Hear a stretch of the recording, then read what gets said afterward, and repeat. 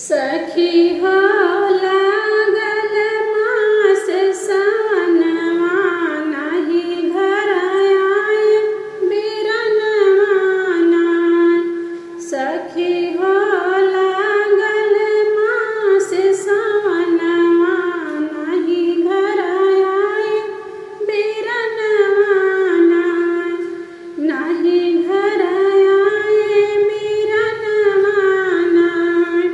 सासु ननद हम बोलिया सुनावे, सासु ननद हम तनवा जे मार लागे कर जवा गोलिया नाय। सखी हो बीत जाय सावनवा, नाही घर आए बिरनवा नाय।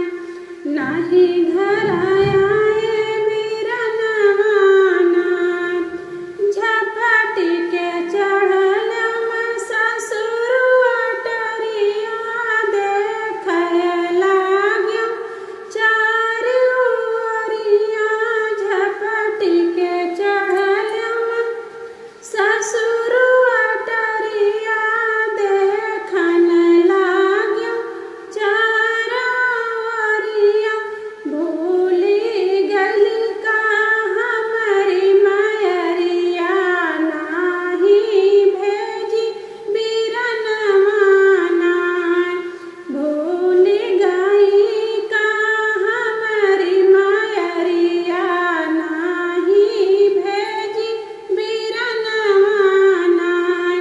सखी हो बीतल जाय सावनवा, नाही घर आए बिरनवा नाय।